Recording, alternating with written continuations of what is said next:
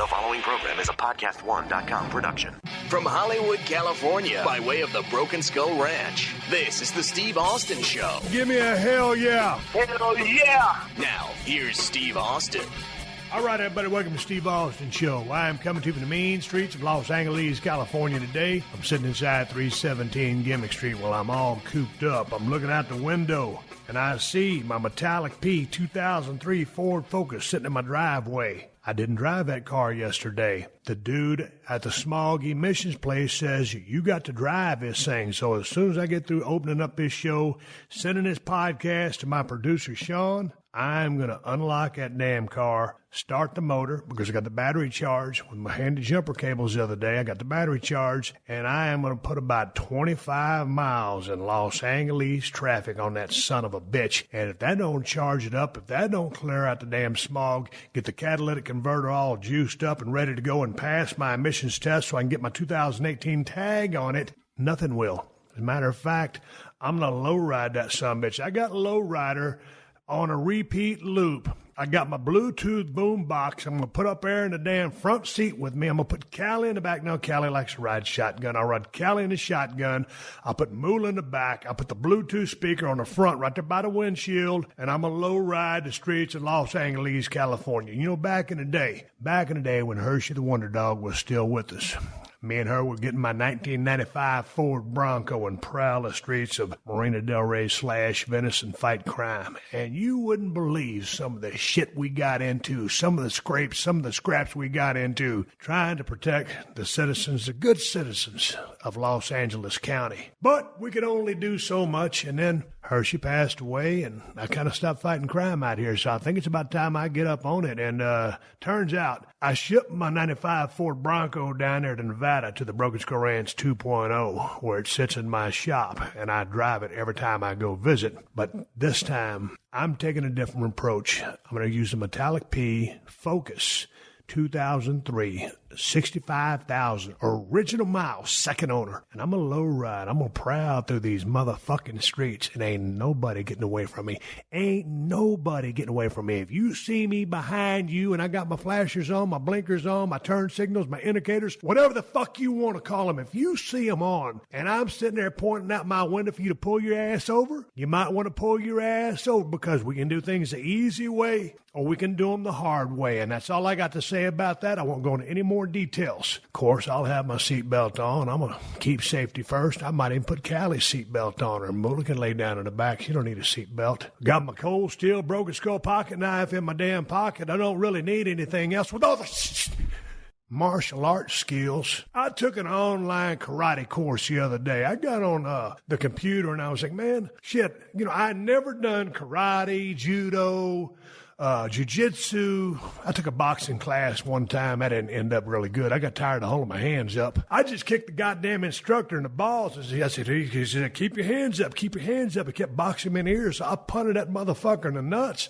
He stopped telling me to keep my hands up. Anyway, I figured if I'm going to start patrolling the mean streets of Los Angeles again, I better get some skills up. So I took a couple of online classes. And right now, when I get in that damn Ford Focus, I'm going to be rolling out with like a 6th-degree black belt in Taekwondo. I got a 5th-degree black belt in jiu-jitsu and in karate. Wing Chun. I'm only a 2nd-degree black belt in Wing Chun, but I think that's all I need. I got a strong wrestling game. I called Kurt Angle the other day. I called Brock Lesnar the other day. They have deep wrestling backgrounds, and I said, hey, school me up on this shit, and I FaceTimed them. They showed me a couple of holes and shit like that, so now I'm basically an all-American wrestler, too, so fuck. Between the personal skills that I'm bringing to this game, along with my cold steel pocket knife, I'm going to whip this goddamn city into shape. I am sick and tired of all the horse shit. All these motherfuckers running down the road just like I was on the damn highway the other day, going over to Burbank to drop my neon clock over at Curtis Clocks. Check him out on Instagram and Twitter at Curtis Clocks. He's the one that fixes all my neon clocks. I bought this clock from him about 8 years ago, and he's going to redo it and put some different neon tubes in it. But anyway, I was rolling down to Burbank the other day to Curtis's place, and man, I'm in my Yukon Denali hauling ass. I got my clock in the back, and this damn person in this white-ass Lexus, supposed to be a luxury car, kept changing lanes. There's 5 lanes. She changed 3 lanes. And I'm sitting there using my blinkers, trying to go 1 lane away from her every single time to get on the 134 to head into Burbank. And not one damn time did they ever use their blinker. And when I pulled up next to them, there they were, talking on their iPhone, holding their hand right in front of them, driving with one hand. No, they couldn't use a goddamn blinker because one hand was on the steering wheel and the other was holding the phone. You ain't supposed to hold the phone when you're driving in Los Angeles, California, much less the whole state of California, because this is a hands-free state. I don't know why. Most of these damn people out here can't afford to get a wired headset or a fucking Bluetooth headset, or get on your goddamn car system. Hell, I get on my Yukon, it hooks up automatically. Hell, I just start talking. I ain't got to have a hand on nothing. 2 hands on the steering wheel. 10 and 2. I got my foot on the damn gas, and I only use 1 foot. That's how you drive. Right foot on the gas and on the brakes. And then I'm gonna fucking regulate these people, and then these motherfuckers that sit at the stoplights and the Priuses and all that other bullshit, the smart cars, the ones with their cigarette dangling out the damn window, they drive in a green car because they want to protect the environment and the ozone layer, but hell, fuck it. They're driving a Prius, so to compensate, they got a fucking cigarette dangling out of the hand on their mirror, and you see them sitting there dragging on the cigarette. And then finally they get tired of the motherfucker, and instead of stuffing the son of a bitch inside a goddamn ashtray that is provided in the goddamn car, they just said, hey, fuck it, I'll just flick it on the goddamn road. Someone else will pick it up. Or, you see, it's these motherfuckers that piss me off. I won't even get into those some bitches doing all the vape, and when you see that car rolling down the highway and it's a new car, a high technology car, and it's like a scene out of that old Cheech and Chong movie, Up in Smoke. Yeah, that movie's about 35 years old, but you get the picture, and it's one individual smoking their fucking head off. It's 2018, people. It's fucking October. It's about to be 2019. With all the technology, the medical advances that we got, does no one give anybody the heads up anymore that smoking is hazardous to your health? If you've ever wanted to quit anything in your life, why don't you just quit now? Grow a backbone, some fucking spinal fluid, and just say, hey, fuck it, I'm throwing the nicotine and tar away. I don't need it no more. And just quit, because you ain't doing yourself any fucking favors. Anyway, I digress. So that's what I'm going to be doing, patrolling the mean streets of Los Angeles in my 2003 Ford Focus, metallic P. Right now, I've got some black walls on there. When those tires wear off, because that is a front-wheel drive car, and that son of a bitch, when I use that power brake, haul ass around them corners, and then when I light it up at the stoplights, try to chase a perpetrator, a breaker of the law, I'm going to have him some bitches smoked off here pretty quick. I'm going to put a set of white letter BF Goodrich all-terrain TAs on that motherfucker. I don't know if anybody's ever done that with the 2003 Ford Focus, but goddamn I am. Anyway, fuck it. I've already worked myself into a shoot. Let me kick on my goddamn computer. Hell, let me tell you about my guest today. Gregory Irons, independent professional wrestler. Good friend of mine. We talk on the phone all the time. Rolled into town. Some people was doing a documentary on him. He stopped by the crib over here at 317 Gimmick Street. He was working a shot, working in the squared circle. I said, hey, man, come on over. We'll shoot the breeze. And he's got a story in the back half of the podcast about a very sensitive injury that he incurred or suffered inside the squared circle. We're shooting the breeze. He talks about the injury. It's just a bullshit session with me and Gregory Irons, my good buddy from, I think he's from Cleveland, Ohio. Why he wants to live in Cleveland, Ohio, I have no idea, but that's where the kid's from. And no disrespect to Cleveland, Ohio. I used to dig wrestling there at Gun Arena. I'm just fucking with him. This is the Steve Austin Show. We just started a podcast. I don't even know what we're talking about, but Gregory Irons just got over here at 317 Gimmick Street with the film crew. I like that introduction, Gregory Irons. I'm not. You want to correct me? Is it Iron? Is Irons? What do you want me to call you? The GI tract. God damn it. G.I. Joe. You know that it's singular, not plural. We've been through this, okay? Iron. No S. Man. No S. Can I ask you a question? Go ahead. Why are you just laying all these bullshit voicemails on my voicemail machine, on my iPhone, man? I looked down and, I deliberately didn't take your call because I knew it was you. Yeah. And I looked down, it's a 2-minute and 37-second message from you to me. Well, where you cussing me out. And, dude, I think you're a pretty damn nice guy, but you're cussing me like a damn dog. And not only are you cussing someone who's your senior in their business of professional wrestling, but also a global icon and national treasure to millions and millions of people all over the damn world. Yeah. And you're laying a damn beat down on me. On the voicemail. What's up with that? Well, see. What went wrong, Gregory? Why are you so angry? You fail to realize that you started this whole thing. You were the one that started with the voicemails. You left me a voicemail where you specifically said that you wanted to have a 30-minute time limit pro wrestling match at PWG. And I felt kind of bad because I used to look up to you. You botched your own promo. I have that as evidence. I don't know if you recall that. I did. You even said... I was rusty, but I ain't rusty no more. Oh, yeah, is that so? I've owned you in the last few promos. I mean... That one where you tried, I don't know, you were stammering and stuff like that. I said, man, Gregory got all tongue-tied trying to return the promo. And then it was like you. Then you got in a groove, so you've been cutting some good shit on me. Thank you. Thank you. Props.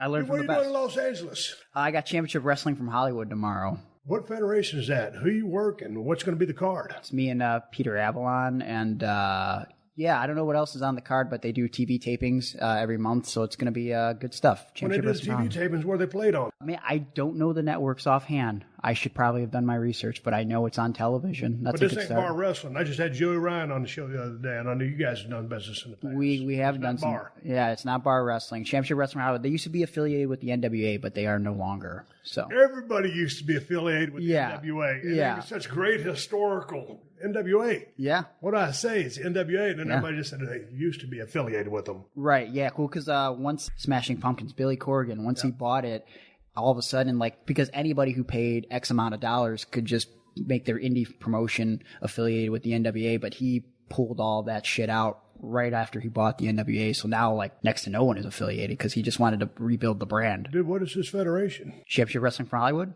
No, Billy Corgan's. Billy Corgan, he runs the NWA now. You didn't know that? Yeah, I heard about it, but I mean, I ain't heard them do no shows, do no TV tapings, or seen it on TV. Yeah, they've been doing a lot of that. There's a lot of 10 pounds of gold videos on YouTube. Have you seen those? Because they were doing a lot of that leading up to All In. So, I don't know. I feel like they're really just trying to build their brand by, working a little bit with ROH, and obviously they're working with All In. And now that Cody's got the belt, I think that's going to help give the NWA some renewed exposure. Hey, man, were you at All In? I don't want to beat a dead horse because I've been talking about All In for the last few weeks with a lot of people on the indie scene. Which I've been a breath of fresh air for me to talk to people on the indie scene because it's something that I never did. I was always in a territory-based system. Yeah. Did you get a chance to watch pay-per-view? I did, and I had a lot of friends on the pay-per-view, and I was really just happy for all of them. I mean, it comes down to it's what a crowd. Dude, it was crazy. Because, I mean, you were in the trenches, firsthand. After WCW closed and ECW closed, I never thought that there'd be a time in wrestling where it would be possible for just an independent guy or just someone who wasn't in WWE to make money and profit. And not only did guys on that show make money and profit, but it's just overall, the business, independent wrestling is flourishing, and to have them pack a whole stadium based on independent wrestling, it was incredible show. I saw the highlights of the show. I didn't get a chance to watch the whole show. I'm going to. Yeah. And man, that crowd was so hot. Now, the stuff I saw, they never once tried to hijack the show. Right. Was that true? Yeah. Yeah. No, I think What do you think about the crowds these days hijacking the show? I mean, are they hijacking the show because they paid their $20, $50, whatever it costs getting a damn show? They can do whatever you want. Yeah. How do you look at it? You're still in the ring. You're still relevant. Yeah. I'm the old curmudgeon on the sidelines. Oh, come on. Global icon and national treasure. Don't forget. I don't know, man. I feel like it makes for good television. I know that. I mean, it's genuine reactions from the crowd, but it makes it harder for the guys in the ring. But I mean, it all comes down to I feel like sometimes a lost art is calling in the ring and impromptu stuff and thinking on the fly. So it's like, I think those scenarios just make us as performers have to step up our game and change what we're doing and adapt to how the crowd's reacting. Man, it's a whole different system. I mean, the business changed a lot since I got out in 2003. But when I just watched that crowd, I was like, man, that's a gas pedal crowd, man. They're popping all the good stuff. Yeah. And there's some, maybe, was there any This Is Awesome chants? Oh, yeah. So you get it. But, I mean, they're following along with the match. Sometimes it just seems to me like they start chanting, This Is Awesome. And really, I don't see what's so awesome about it. Yeah, it's almost like it's just they feel like that's something you have to do now. Is like when something big happens, instead of just clapping or cheering, it's This Is Awesome, Just something that's being in their brain. The barometer for awesome has been lowered a little bit. Yeah. Would you concur or not? I think so. Yeah, I just feel like it's something to chant now. Here's my point. I'm just saying, like, from when we were entrenched in the Monday Night Wars, and I want to be the grizzled veteran. Look at this camera, a little action. And this is your camera. I'm going to get in your camera. I'll get in this one, too. Man, when it was the Monday Night Wars, dude, I mean, it was everything but the kitchen sink by both companies giving, main event, Monday Night Raws, Monday Night Nitros, whatever you call it. Yeah. And shit, I mean, and then everybody was going out on a limb. I was doing all the things I was doing, DX, I mean, NWO. It was awesome. And so, dude, you had that. That was how competitive it was. And now, without that, things have died down a little bit or changed. Yeah. I mean, but like, it's pretty crazy to see like what the Bucks and Bullet Club has done for independent wrestling as far as like, absolutely. I mean, like I don't think independent wrestling is competition for WWE, but it's definitely like made its mark. I mean, when you go in a Hot Topic and you see T-shirts that aren't WWE and like people are buying it, and like when I go into the gym and I see people that I wouldn't expect wearing Bullet Club shirts, it's weird because it feels like NWO all over again. Yeah, but you know what my takeaway from watching the highlights of All In was? Yeah. Man, that was a hot-ass crowd there to see, pro wrestling, sports entertainment, same shit, okay, in 2018. Yeah. And, man, they were friggin' crazy. And Chicago's a great wrestling town anyway. Yeah. All of a sudden, and people came from probably all over the states. Right. And probably some from other countries to see this pay-per-view. That's how cool it was. But, man, it was such an organic, and I hate that word, but I'll use it, organic crowd. They weren't swayed by anything, man. It was just like, what's going to surprise us? You had your matches on the card. You had your card that they promoted. Yeah. But they kept surprising them. And then, Jericho comes out. I mean, everything was just bam, bam, bam, bam.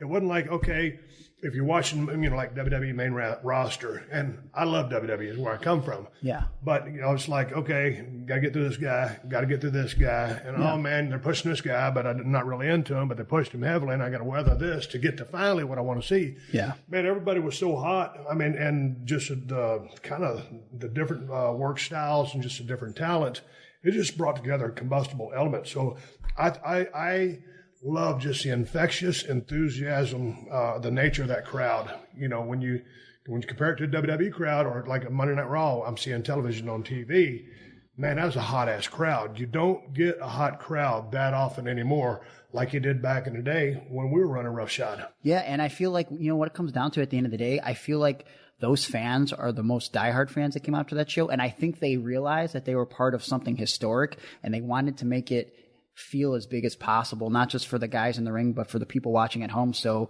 there could be potential once it was all said and done for an All In too. And I think without a doubt, after, seeing the reported numbers for the pay-per-view online and how much merch sales they did, I've got no doubt that there's going to be an All In too. Yesterday was your birthday. It was. How old are you? How old do you think I am? 30. 32. 32? 32, man. It's a compliment. Yeah. Thank you. I appreciate that. How you feeling? I feel, I don't know. I feel like 22. I don't know, like mentally, physically, I'm not really hurting. I don't feel much different. How long you been in business? 12 years. 12 years? 12 years. How much longer you want to be in business? In some aspect, I always want to be a part of it because I'm just so passionate about it. I don't know. We talked about it on the phone and off air, but it's like, I feel like I've always had a better wrestling mind than a wrestling body. And that goes back to having cerebral palsy and everything. And just like based on the guys that I've learned from and come up with. And I don't know. I feel like I'm really good at like psychology. And I used to help write TV in Cleveland back in the day with, Johnny Gargano and a guy by the name of Joe Dombrowski who does some stuff for Ring of Honor now.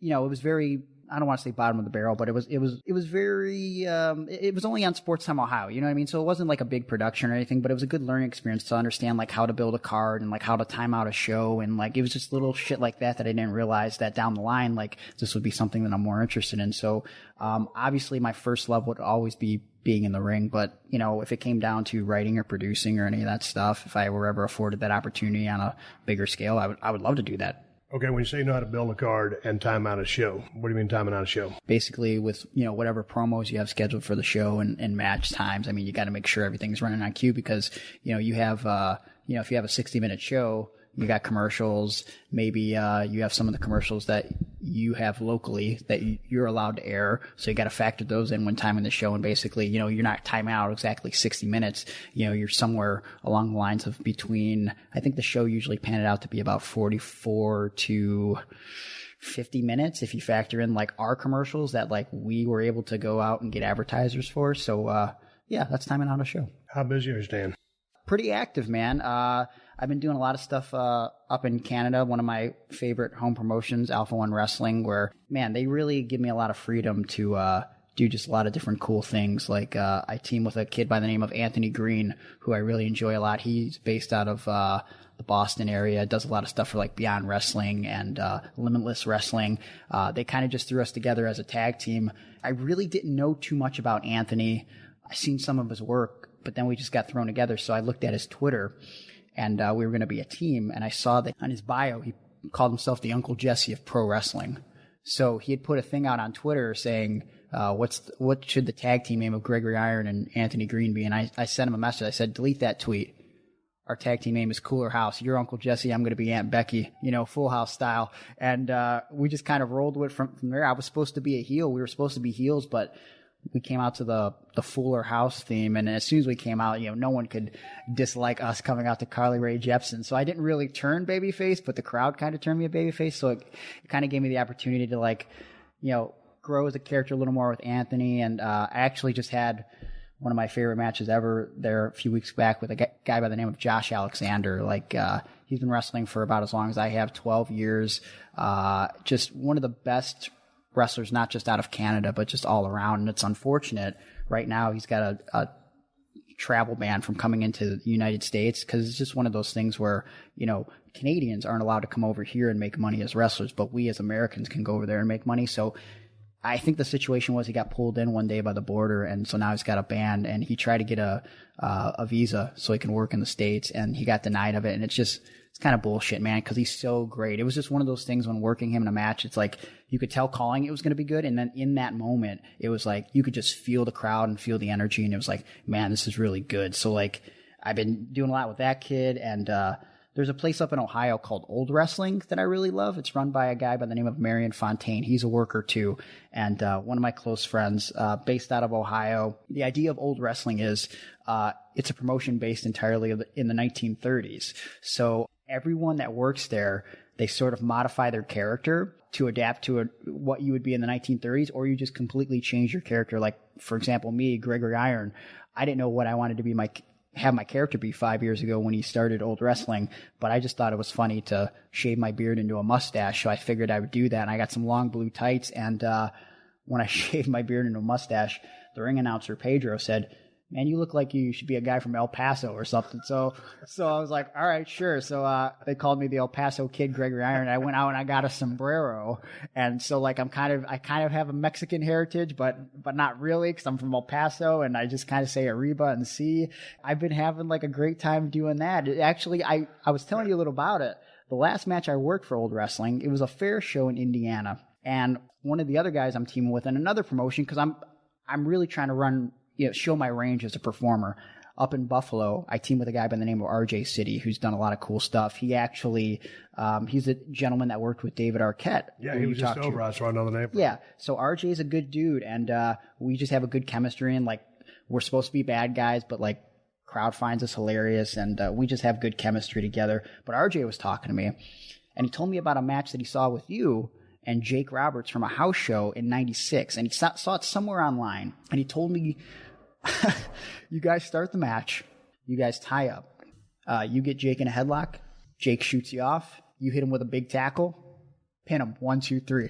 And so when I heard that, I was like, what the hell? So I guess Jake gets on the mic, begs for another chance, because at the time he was doing, he's born again Christian. He's having this other chance in life. He wants another chance in the match. You give him another chance. You guys work a basic match.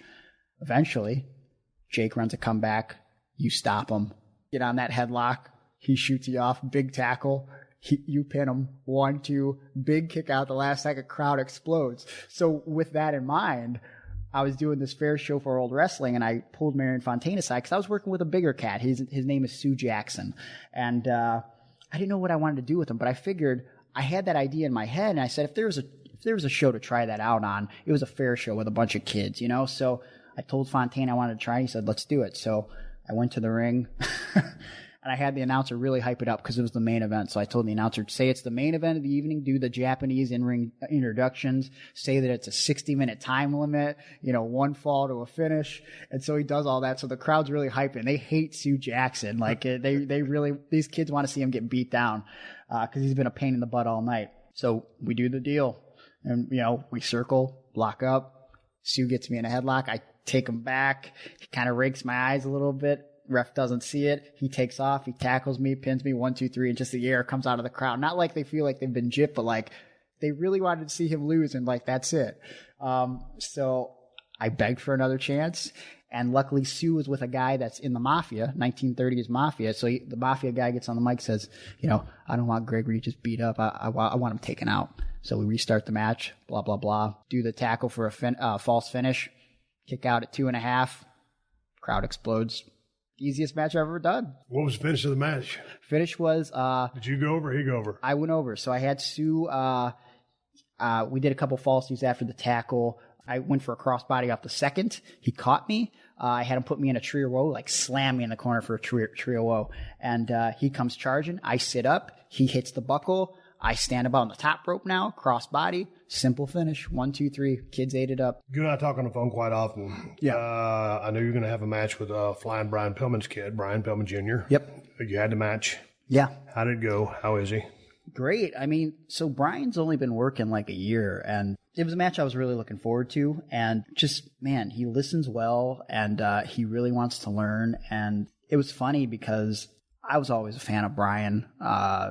Like, as far as, like, when I started doing the bad guy shtick, like, a lot of his promos and just the loose cannon thing, like, the idea of doing stuff to, like, not only be controversial, but to, I don't know, just to get a rise out of people, like, I took a lot of that from Brian. So to be able to work with his kid and, Brian was writing me leading up to it and just, like, how much he was looking forward to it and just wanted to learn stuff from me. And it's, like, it's weird to be in that position where it's, like, here I am, like, having cerebral palsy, never thought I'd be a wrestler. And like now, like I'm in this position where I could teach Brian Pillman's kid like a thing or two as a wrestler. And he hasn't worked much as a bad guy. So the story was, I did a match for welterweight wrestling, which is run by, Joe Dombrowski, which I mentioned earlier.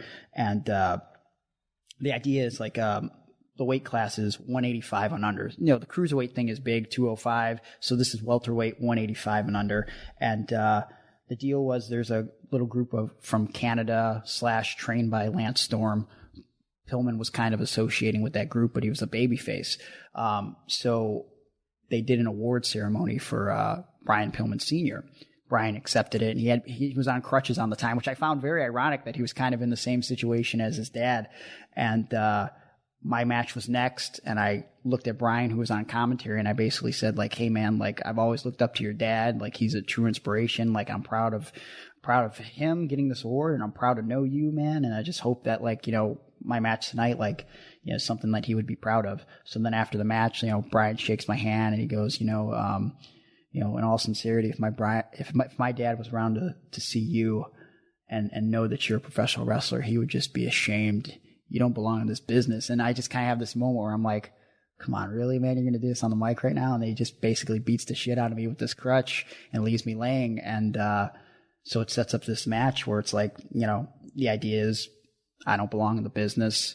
And he's going to prove that, like, a freak show like Gregory Irons, a guy with cerebral palsy, like you don't belong. So my deal with the story is, like, I told Brian, I felt like the idea is, you have to be the wrestler and try to out wrestle me in the beginning, and maybe I get a thing or two up on you, and so it's almost one of those deals where it's like, oh, I kind of underestimated the situation. And then it just kind of breaks down. So it's like more of a brawl. We had relaxed rules. So I didn't want to, the match after us was using chairs and like some gimmicks. So I didn't want to go too hard, but I thought for the story, he had a knee brace from his injury. He just came back, doesn't have the crutches anymore. So we'll get to the point where he gets pissed off.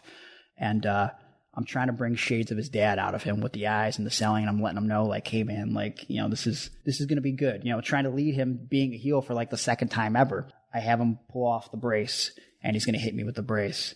And he misses. So then he misses with the brace, and he hits me with something else, and I'm down on the ground, and he stomps me, and he puts the brace on my arm. He goes up to the top rope, goes for a leg drop. I move. So he leg drops the brace, so he hits the back of his knee. So then I sell to the corner. He comes charging at me. He comes with a big knee. I move. He hits the front of his knee. And then I chop block the shit out of the back of his leg. Now, the whole match, he's been trying to work my good arm, my left arm. So I'll have no arms whatsoever. So every time I'm hitting him and working his leg now, it's still hurting my arm, but I have no choice. He had wrapped my arm across the post, so now I wrap his leg across the post, and we have this moment. It's my favorite moment of the match. It's after I beat the shit out of his leg a little bit, I get back in the ring, and I told Brian, like, be on your knees and just offer a handshake as I come in the ring to mess you up, because I feel like that's something your dad would do. And then he said, totally. He said even better. He's like, what if I cross my fingers behind my back? And I said, yes. And then he said, I'll make sure the camera sees it. And I said, don't just worry about the camera, but make sure, because there's a lot of kids in the front row. I said, make sure those kids even do like a little turn so a couple of those sides can see your fingers crossed, and hopefully they get it. So we have this moment where I get in the ring and I want to clock him, and he sticks out his hand, and I'm like thinking about it, and the kids are going, he's got his fingers crossed. He's got his fingers crossed. And I know, like, we got him, right? So then, I could see his dad in his face, like he's begging me off. I'm like, yes, this is what I wanted. So then I think about it, and I go to pick him up by the hand, like I'm going to shake him. And then as soon as I get him up, I just clock him, and then like blah, blah, blah. And, we do a couple falsies, back to the falsies. And, the ending sequence ends up being, he hits me with, I think it was a Tiger Bomb or something. Boom, I kick out. He hit me with a couple things back to back. And then he's like, F this. Goes to pick up the brace to clock me with it again. I oversell Shawn Michaels style, pulling myself up on the ropes, turn around for the blind feed. Here he comes with the brace. I duck it. And my finishing move is a jumping flatliner, which I call handicap parking. I duck it, hit him with the jumping flatliner. And Brian had this epiphany in the back. The brace fits perfectly on his face, like if you were to just put it on his face. So he says, when I take this flatliner, I'm just going to put the brace on my face. So I hit him, boom. He puts his face right in the brace. I put him 1, 2, 3. And then he sits up after the match selling it, but it's just stuck on his face. You know what I mean? Like, and so afterwards, they don't know how many dates they were going to be able to get Brian back in for, because, he's getting real busy real quick. I mean, why wouldn't he? He's got a good look. Obviously he's got the lineage. So we did a sign of respect after, and we had this moment where we shook hands, and he was just like, you were right. Like, you belong. And so who knows where it goes from there, but, it was a fun little match, and I really enjoyed working with Brian. Your finish is called handicap parking. Handicap parking. Bam. Yeah. Get your flack off that. I mean, when I came up with it, it was like 12 years ago, but here's what I think. Like, I mean, if I had to change it, if WWE wanted to sign me, sure. I do feel like it's a different time now, because I do wear a lot of handicap symbols on my gear and stuff. But I've never looked at wearing handicap symbols on my gear as like a negative thing. Like, I always thought like people look at it as a negative thing. When I started putting on my gear, my mindset was, I want to change the way people think about this, because when you see that wheelchair symbol, you just think person in a wheelchair, cripple, incapable of doing anything. But like, I'm not in a wheelchair, right? But I am disabled, and that's a representation of who I am. But like, that doesn't define me. You know what I mean? Like, I wanted to put the handicap symbol on my gear as like an empowering thing. Like this is me. Yeah. But that's okay. Like I want to embrace it. I want to show people that of all disabilities and all types that like, you could do whatever you set your mind to. That's what it comes down to. This is the Steve Austin Show. You been doing any motivational speaking? I have a couple gigs smaller things at libraries. Like, it's one of those things where it's like, I've done it with Zach together and we've done some bigger stuff, but like now that I'm trying to do it by myself too, anytime I have some time off from wrestling, if I go to the library and just try to do little group workshops, you know what I mean? Just like almost like getting my feet wet and like figuring out what works and what doesn't, kind of like in wrestling. It's not set in stone. I might have a big speaking gig coming up at Chicago University, which I'm really excited about, but it's really intimidating too in a sense because, yeah, there's that link of wrestling because that's what I'm talking about and it's my life story. So it should be easy to talk about, but it's like a big conference hall and not having that safety net of Zach Allen there with me, like just to like kind of play off of and stuff. It's like a tag team. Yeah, like it's sort of intimidating, but like I'm excited about it. I got a couple other things potentially lined up, but the Chicago University thing is something that I got lined up that I'm really pumped about. What's your next booking after the gig tonight? I don't even know. I'd have to look at my calendar, but November's pretty filled up. Actually, something I'm really excited for, November 24th, I believe, the Saturday after Thanksgiving. I told you about my team with RJ City. RJ has been teaming up a lot with David Arquette. So even though we really don't want to, last week at Empire State Wrestling, where we team in Buffalo, after the match, I found out that, to my dismay, that we have no choice but on November 24th to team up with David Arquette. So I did the big why, like Nancy Kerrigan style, like I just got hit in the back of the leg because, God forbid. And you're in heel mode, right? Yeah, I'm in heel mode. So from what I understand, it's going to be me, David Arquette, and RJ City against a gentleman by the name of Puff, who's he's a bigger gentleman. He likes the donuts. He's a fun-loving guy. Dick Justice, who is a super cop. He likes to pull out a finger gun during his match. That's a big spot he likes to do. And Space Monkey. So it's he's a monkey from outer space. So it's going to be the most ridiculous match possible. And I'm very excited about that. So that's really what I'm looking forward to in November as far as wrestling goes. What are your thoughts on David Arquette? I mean, the dude's a trained actor. He goes way back. His dad was an actor. Maybe his grandfather was an actor way, way back. Yeah. So he's had tremendous success. But he loves the wrestling business. And he came over. He's sitting right where you were. Yeah. And, man, I had a great time talking to that guy. What a super cat. And he just loves the damn wrestling business. And it was right after he had wrestled RJ City. Mm-hmm. I saw about 4 minutes of the match. But what's your take on that guy?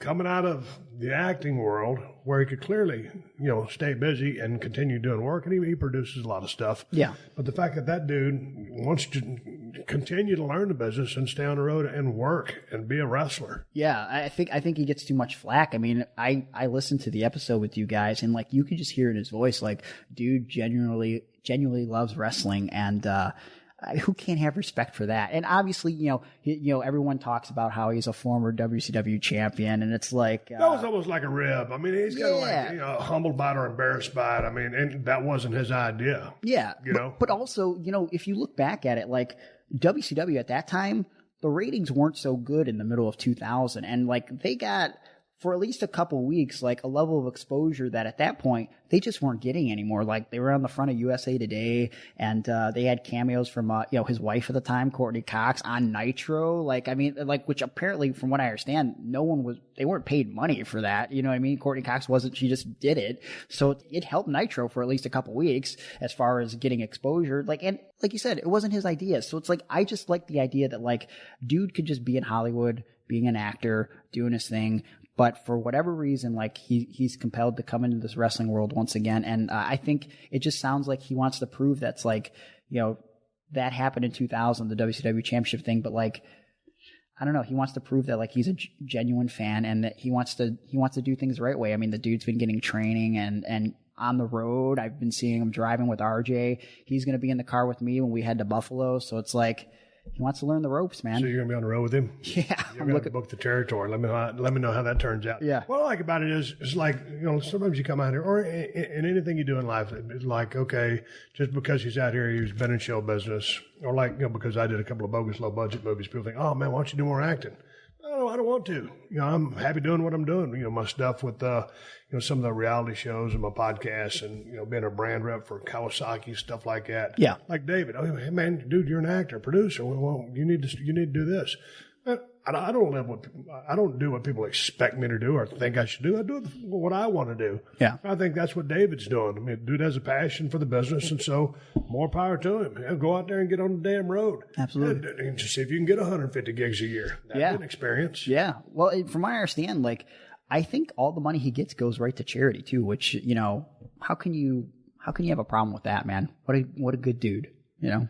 Well, I had my favorite places to wrestle back in the day. Chicago was always a stronghold for me. I love being in Texas, love being in the South. You know, Northeast with population density, Madison Square Garden was a cool building. Coming out to West Coast was cool. We had our, you know, one spot over in Toronto, the Econo Lodge where all the boys used to stay. You know, and sometimes we're hotter than the other ones. And then when you're working on loop across Canada, across the B and C towns, you know, tennis wasn't that great, but it's just being on the road and having fun. Yeah. You and Andy saying, is there a particular part of the United States that you like or favor better than other parts? Well, I've been spending a lot of my days in Canada, so I really enjoy like that. It's a tinier crowd, like only 200 people that come out to Hamilton and other parts of Ontario where Alpha One runs. But I really enjoy that crowd because they're very emotionally invested in the characters and the stories. And Ethan Page is the promoter, and being a worker, he's not only a great worker, but like he's one of the few guys that run independent shows that I feel like from top to bottom, he makes everything on the card feel like it matters. Like no matter what role you're playing as a character, no matter what match you're in, like everything makes sense, has logic, and the shows are 2 hours. So it's like the perfect time for like fans. It's the perfect time for a wrestler. You don't want to be hanging around for a 4-hour show. So I love going to Alpha One. Olde Wrestling is the same deal. Fontaine runs those shows so tight, 2 hours in and out. Everything makes sense. Everything matters. And he runs primarily throughout Northern Ohio. So like it's basically like being home. But, you know, I always loved Chicago too, man. Working for AAW back in the day, that's where I did the thing with CM Punk. And once that happened with me, Punk, and Cabana, crowd just really took to me. And so that atmosphere with the AAW crowd was always really special. And bar wrestling and HoodSlam, I love the idea that there's no barricades. The guys are right up on the ring. And I mean, you almost feel like they're in the ring with you, and you just feed off that energy from the crowd, and they pack them. Tell me about HoodSlam for a minute, because AJ Kirsch, we're pretty good friends. Yeah. He came through and promoted the 2K19 video game, which he had a big part of, and was a voice and did a lot of the motion capture stuff. And I know he hosts or MCs the HoodSlam stuff. Yeah. But I still don't really have a grasp of it. Is there just nothing sacred or anything goes? What is it? I feel like there's a lot of anything goes with HoodSlam. So, there's a place that I used to work for back in, they used to run Midwest and East Coast called Chikara. Okay. So they have like a bunch of like comic book style. Who started that? Because I've been hearing that name forever. Mike Quackenbush. Okay. Yeah. Okay. So whatever happened to that guy? Because I hear his name a whole lot. He's still around. Like he wrestles every once in a while, but for the most part, he just really focuses on Chikara. I heard he was really good. He is really good, man. Like technical wizard. It's incredible. Okay. Keep going. So, so they have a lot of comic book style type characters and stuff, a lot of gimmicky gimmicks, you know what I mean? So I feel like HoodSlam is kind of like that. Chikara is PG. I think HoodSlam is like the R-rated version of that. It's more for the adult audience. Like when I went to HoodSlam back in February, I wrestled a man by the name of Cereal Man.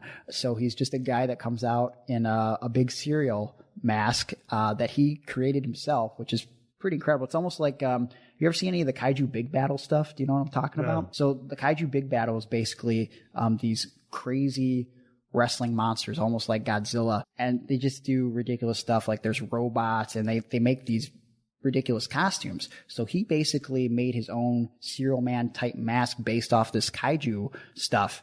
And he could put cereal in the mask. So one of his big spots is like he'll pour cereal out of his head, and like it'll be like sharp cereal, like I don't know what's the basically sharp. He's loading up. Yeah. So like the sharper cereal he'll pour on the ground, and one of the spots is, he'll slam you onto the cereal and you got to sell it like it's like thumbtacks, you know what I mean? So like he's a good dude, man. Like when I got there and I worked Cereal Man, I think we had like 10 minutes, but one of the dudes running stuff in the back, he was like, you guys can go as long as you want. So I was like, brother, let's put on an epic. So me and Cereal Man, We went like 25 minutes, and like the crowd was behind it the whole time. And I don't know, for whatever reason, I was feeling froggy that night. I could have went 10, but I wanted to work. So like I put in the work 25 minutes, and he wore a special cereal helmet that was built like Hollywood Hogan. So he's like playing a shitty guitar when he comes out, and he was doing some Hulk Hogan spots. But man, it was just a good time. So yeah, HoodSlam, it's just R-rated Chikara, man. Anything goes. So, but a lot of gaga. A lot of gaga, a lot of characters. What's your barometer on, okay, where you work and different promotions can be built on solid work than other with the gaga? Where do you fit in all this as far as how far you're going to go in either one?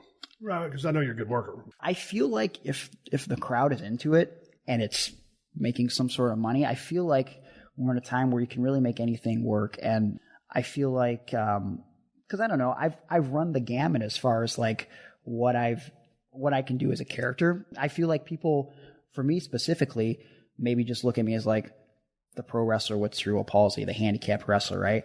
But I feel like I want people to look at me and go, he's a pro wrestler that just happens to be handicapped, right? So like when I have the opportunity to not only just be my regular underdog babyface self, but like maybe could be this funny character that wears a sombrero or wrestle a guy who pours cereal into the ring and sell that and make people laugh. I mean, for me, it comes down to just creating an emotion, evoking emotion out of people. And like more than anything, if I can make someone laugh, I mean, that's how I've always been as a dude. It's like, if I can like crack a joke, talk crap, make people smile and laugh, like that's what it's all about for me. So I think anything's possible. I mean, you had Joey on the show. I worked Joey Ryan in Canada, Dick versus Dick match, because I suffered just over a year ago a severe penile injury in a match. How did you get that severe penile injury? Okay. That is a story in itself. I'll try to make it the shorter version. So I was doing a show in New Jersey. It was me, Gowan, and Matt Cross traveling together from Cleveland. And on the way there, got into a car accident. Not enough that we got hurt or injured or the car was undrivable, just enough that it was an inconvenience to my life. And the whole time I'm like, God damn it, mother effer. And so I'm just not in a good mood. We get to the show. Me and Zach are working these two bigger dudes. Just, you could tell calling the match, it wasn't going to be good, right? You could just tell, like, stuff was off. They wanted to call things psychology-wise that didn't make sense, and me and Zach try to make sense of it, and they would kind of get, like, standoffish to where it was like, come on, guys. Like, like, I remember one of the guys wanted to, like, German suplex me, like, a bunch in, like, the opening spot, and I was like, I'm 5'4", I have cerebral palsy, like, and then I was gonna run a shine on him after that. And I'm like, how does that even work? That doesn't make any sense, you know? So, run a shine. So I'm gonna get my good guy, go get your shit in. Fancy moves after the Germans. Yeah. So like, how about getting the shine on before the Germans? Right. Like, how about you do those Germans later? Because I'm 5'4". We don't even need to do that in the beginning. Yeah. So I remember I just looked at Zach in the back after we planned the match, and their music hit, and they're going to the ring, and Zach, he could just tell I wasn't feeling it. He's like, "What's wrong?" And I was just like, I don't know, man, this isn't going to be good. And he was like, do you want to change something? I was like, it's too late now. Let's do what we have, right? Like, I just had a bad feeling. So we go out there and like, we're doing the match and guys are forgetting stuff and they're potatoing the shit out of me. And they're like big dudes. So like, how long have you been working? I don't know. Not long enough. Okay. So they're potatoing me and I'm like kind of potatoing them back like, hey, stop it. And at one point, like one of them knees me, feels like in the kidney, like really hard. And I'm just getting pissed. And like, I'm looking at Zach on the apron because we've had these situations before. And I'm looking at Zach and I'm giving him this look with my eyes like, and he knows like, oh man, like Greg's getting hot, right? They're forgetting stuff. And I feel like, cause wrestling is an art form, right? So I feel like, especially in like bigger tag matches, it's like, I'm letting you two guys in on our art form. You know what I mean? Like you guys are allowed to contribute to this. So I just want you guys to paint some nice colors and make it pretty like we're trying to do. But I feel like they're taking a shit all over this canvas instead of adding anything to it. So I'm getting real hot about it, right? They're only using brown. Yeah. Just strictly brown. So eventually I tag Zach. He runs his basic comeback because we try to call our basic stuff to not complicate the situation. What we usually do is he runs the hot tag. We do a spot where I blind tag him right before he dives to the outside. And one of the guys, he comes back in, flatlines the other guy. I've already become the legal man. I'll do an elbow off the top rope. Boom. Big falsie 1, 2, kick out, right? So everything's already going wrong in this match. I blind tag Zach. He does the dive to the floor. He slides back in. He hits the flatliner. I'm already at top for the elbow. I hit the elbow. Boom. I pin. Count doesn't even happen. The ref goes, you're not legal. You're not legal. And then I just snapped. I stood up because I'd been having a bad day. I had been having a bad year, okay? Like, it was not good. So I felt like, because a few months earlier, my girlfriend had broke up with me. We were in a long-term relationship, and I just felt like this moment right there was the culmination of a lot of anger, a lot of frustration. So I stood up, and I look at the ref, and I go, what the F? Like, right in his face. And the whole crowd's like, oh. And I'm just like, you effing suck. And then, like, I look at Zach, I'm like, these guys effing suck. And he's looking at me like, what are you doing right now? And I'm like, I understand that consciously what I'm doing is not good, but I've checked out. And so I look at the guy who's been potatoing me and messing up the match, and he's standing up, and I know what the next spot is, but I know based on how this match is going, he does not know. So I go, hey, I'm running at you, effing throw me off. So I run at him, and he throws me off, and I call the spot so the whole crowd could hear, because I'm going, like Shawn Michaels 1996, he would have been blushing at the way I was acting in the ring for this match. So he throws me off, and I pass him into the corner, and Zach's waiting for a kick. Gives him a kick. I hit him with my jumping flatliner, handicap parking, boom. Now the other guy is supposed to be in position on the floor for me to hit him with a suicide dive. So it's real quick. Boom, boom. I look. He's nowhere close. If I dive, I'm going to hit the floor. So I yell, effing get closer. I'm coming for that suicide dive. So he moves up. I dive on him, and I look at the crowd. I'm like, these guys effing suck. And the crowd's going crazy, not because of anything special, but because of the fact that I'm losing my actual mind. And then I go up to the top rope for something else. Some falsy happened. I go up top, and I'm going to crotch myself. But I'm not even in position. So usually, my wing is like, a little bit above the turnbuckle, so I can go down, brace myself, make it look good. I'm not even ready. It's probably maybe half a centimeter above the buckle. Much like the rest of the match, this guy's timing's off. He just hits my leg. I kind of crotch myself, but it doesn't hurt. Nothing happens. I know it looks like shit. So I'm just kind of sitting there trying to sell it, but I'm pissed off.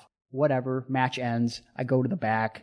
I'm livid. And Zach's like, what's wrong? I'm like, these guys effing suck and blah, blah, blah. He's just like, oh, well, just calm down. I'm like, I'll tell them to their face. And I was like, you guys suck. And they're like, what? I'm like, I'm done. And I sit down, and this is not typical me, by the way. This is just doesn't sound like it's the culmination of like a lot of frustration, and just like I was being hurt out there. And so I sit down, and the ref comes over to me, and he's like, I'm sorry. And I'm like, yeah, it's fine, man. And I'm looking down at my tights, and I see like what appears to be a little spot of blood on my tights.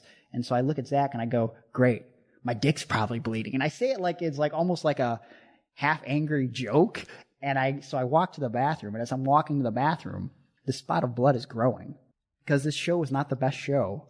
But the bathroom was shared by the fans. So I have to turn my back from the fans, and I open my tights, and you can imagine to my dismay, as I open my trunks, there is blood pouring out of my dick hole. So I'm freaking out, and I go back and get Zach, and I go, Zach, come to the bathroom, come to the bathroom, come to the bathroom. And we're walking there, and he goes, what's wrong? I go, blood's coming out of my actual dick right now. And he goes, show me. And then in my head, I'm like, I don't want to show Zach my penis. Like, oh God. Like I look up to this guy. I used to watch him on TV, and I know we're friends now, but I really don't want to show him my dick, but I have to. Yeah, but it seems like it seems like he's not necessarily a doctor, but you need confirmation. Yeah, I need confirmation that there is blood pouring out of my pee hole. So we go to the bathroom, same bathroom with the fans, and we turn our backs, and I open my trunks, and now my hog is like pointing towards the floor. So now the blood is pouring on the floor, and Zach goes, oh my God. I'm like, yeah, dude, I know. So we go back to the locker room, and it's a very small locker room. Also, so he didn't try to tie a tourniquet around it.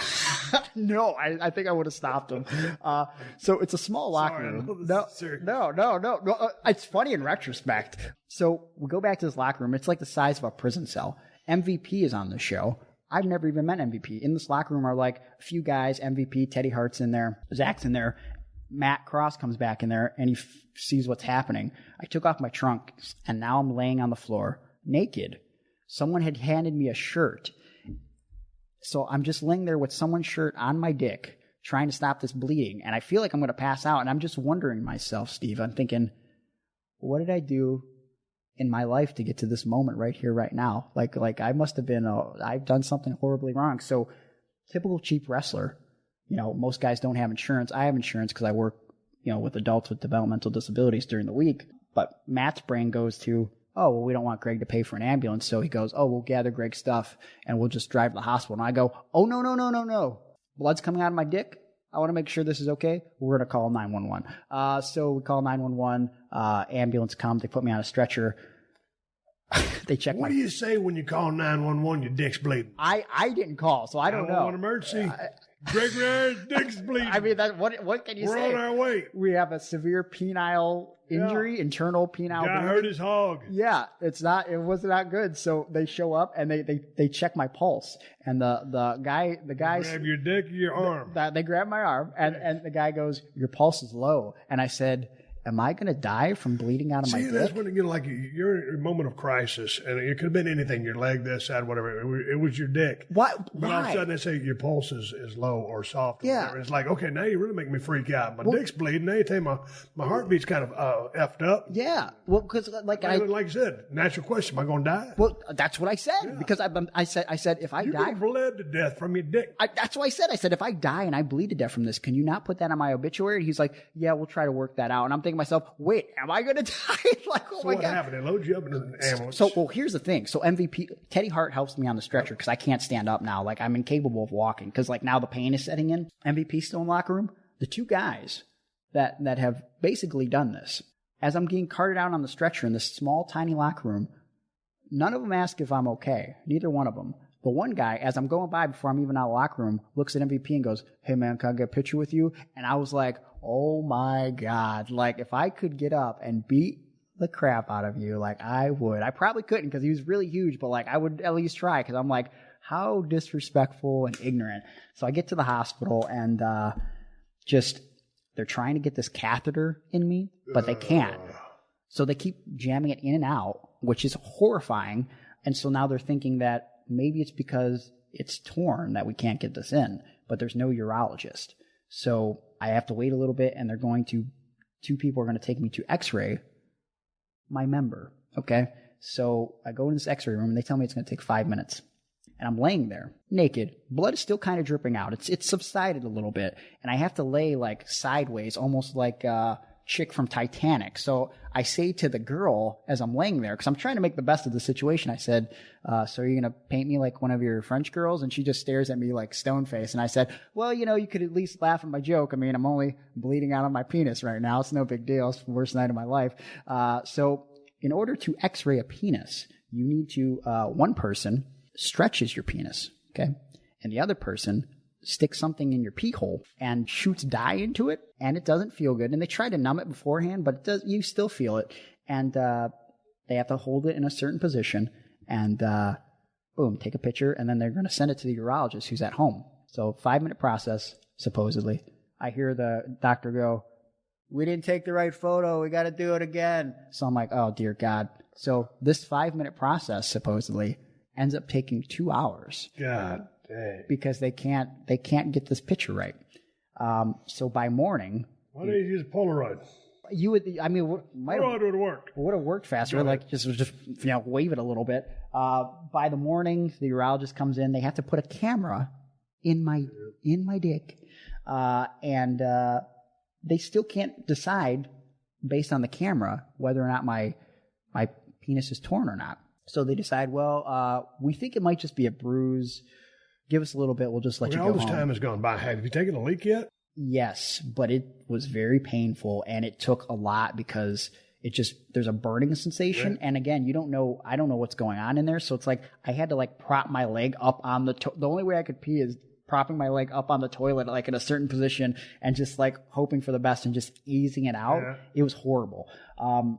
Eventually they decide like, oh, we're going to let you go home, but you might need a catheter, but we don't know yet. So I'm like, oh, well, of course, it's not going to be that bad. They're going to come back and they're going to say it's good to go. So then they come back like, all right, you're free to go. I'm like, great. And they go, so we're going to put this catheter on you. And I'm like, come on, are you kidding me right now? So they put a little catheter on my leg. And I have to go back to the doctor in like 5 days or something, and they're going to make a final decision whether it's torn or it's a bruise or whatever. So now we have to drive back from New Jersey, 8 hours to Cleveland. And every 2 hours, we have to stop and empty my piss bag that's now on my leg. And I usually wear some kind of tight pants or joggers. I have to wear hospital scrubs. So every 2 hours, we're stopping at a gas station. I get out of the car looking like a complete idiot because it's a whole process of like, and like pulling my legs out. And then I walk like inch by inch into the gas station to go into the bathroom and then empty my bag. And I just look like a moron. Maybe the worst part of this whole thing was my roommate is Ricky Shane Page, another wrestler. And I was going to have a hard time showering and changing my bag because of my hand. So my only option, my most comfortable option, was also my most uncomfortable option. I ended up staying for like 4 days with my ex-girlfriend, who had seen me naked a few times, so she could help me shower, change my bag, and you know, the hell of an ex. I had to borrow some tampons from her because it was still dripping blood. I would have to put them in my underwear. It was horrifying. But you know what? Out of all this comes a funny story. By midweek, I find out that it's just a tear, or I'm sorry, just a bruise, not a tear. Thank God, because, you know, I've never had surgery. Wouldn't want to start there. And basically, you know, I get a funny story. And then we set up this match with Joey Ryan where the idea is Dick versus Dick. I'm going to Okay, hold on. Okay. You got the bruised dick. Yep. So it just healed up. Yeah, well, so you're good to go. Yeah, so the catheter. So what move do you think you did? Or was it on the crotch? It was on the crotching. Okay. It had to be on the crotching because my X-Pac was here a long time ago and he went to do his Bronco Buster. Dude moved. He tore his anus on the damn turnbuckle. I mean, we were laughing about it. Yeah. Shit, it was really serious for him. Yeah, for sure. This is really serious for you. Yeah. I mean, because out of all things, man, when I got dropped on my head, I almost got paralyzed. That was a bad day at the office. Yeah. You know, if I'd have got dropped on my dick, I wouldn't have been able to use my dick anymore. That'd have been a bad day at the office, too. I mean, yeah. Two wholly different spectrums, but yeah. each equally devastating. Well, you know, I don't know if you know the situation. Like, Johnny Knoxville did something to his dick a while back, like doing one of those jackass things. And it was damaged pretty much beyond repair. And my brain immediately went to his situation. And, you know, I was just thankful that it still works and it is functioning and we are A-okay. So fast forward to the match. How'd that match go?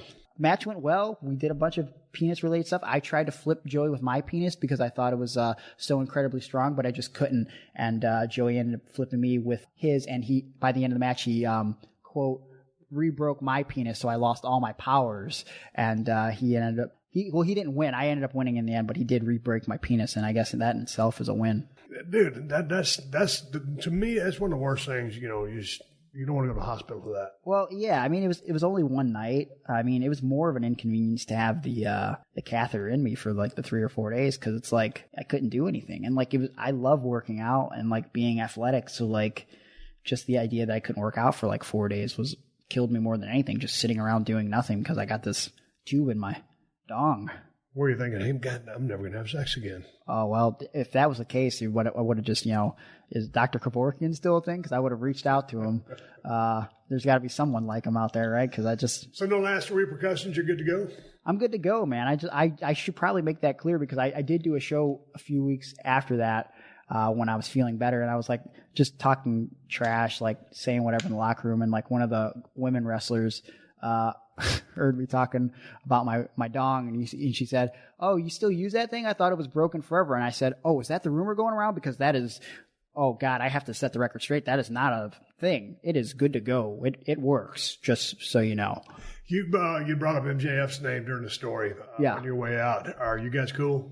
He talks a lot of trash. I think Max could have a bright future if you just lightened up on the attitude a little bit. I seen he was giving you a little bit of sass when he was on the podcast. Threw water on me, sitting right in the damn chair you are, threw water on me, and then hauled us out the door before I could catch his sorry ass. Wow. And I don't know if he'll ever be back on the show again. If he does, I'll probably whip his ass before we start talking. But wow.